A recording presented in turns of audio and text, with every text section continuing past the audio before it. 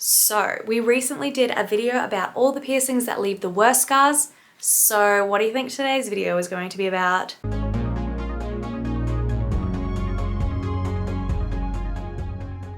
Have you ever not got that piercing you wanted to get because of the scarring? In today's video, I'm going to be talking about piercings that hardly scar. Not only are a lot of these piercings hidden piercings, they are also piercings that are basically non-scarring, very little scarring if that. So great for anyone who's worried about scarring, who doesn't want scarring, who doesn't want visible scarring. I got you, don't worry about it. So to get started, I would like to start with the ears. Now, I find that a lot of cartilage piercings are pretty good for their scarring. And that is because most of the time they just leave a dot, and it's not even like an indented dot. The cartilage in your ear, for most people, seems to leave more of like a discoloration, if anything. It's more that the area will be like a darker color, whatever sort of like coloration your skin scars at, that's kind of the exact little dot you will see. If I can find some, again, I will give some examples.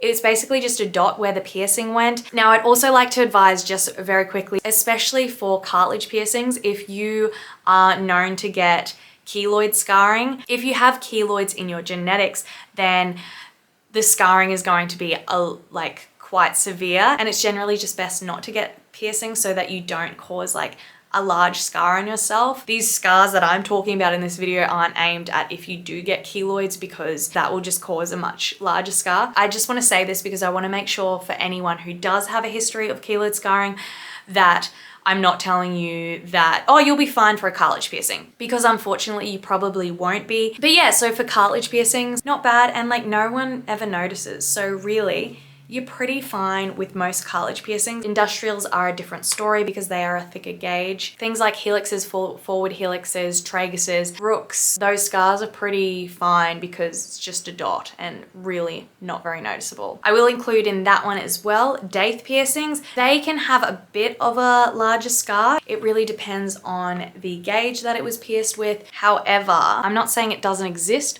but it doesn't really exist because you will never be able to see that, and who is getting in your ear far enough to see it? So no one's seeing that scarring. It basically is non-existent. Another one that is non-existent in the sense that no one's ever gonna see it, septum piercings. No one will ever see that scar, but also it is through such a thin piece of skin, that sweet spot, that it doesn't really leave a scar anyway. However, if you've had your septum pierced for a long time, that shit never gonna close up and there'll be a hole through your nose forever.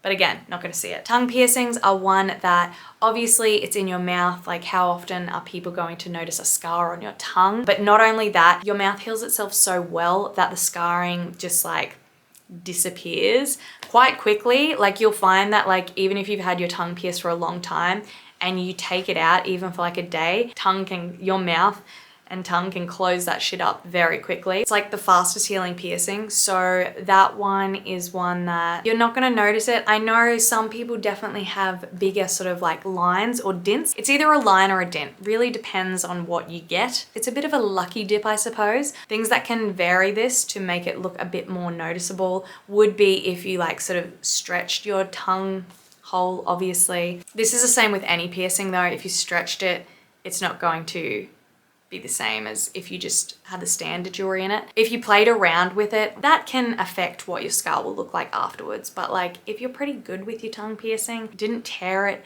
didn't stretch it, hardly noticeable. Most of the time, if someone were to even shove their tongue out, most people wouldn't notice. I feel like I'm just constantly, my brain is just wired to go, oh, there was a piercing there. Piercers can tell, like we can see it. People with a lot of piercings can generally tell as well, but for most people, ain't nobody gonna know that you had a tongue piercing. And finally, these ones might be a bit of a cop out, but I'm gonna throw them in anyway. You've got your frowny, your smiley, and your frenulum.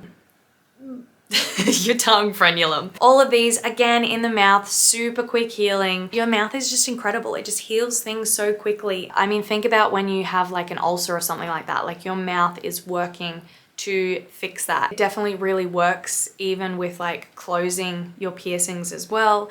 There might be a slight dot on some of these, sometimes a little bit of like a bump on it.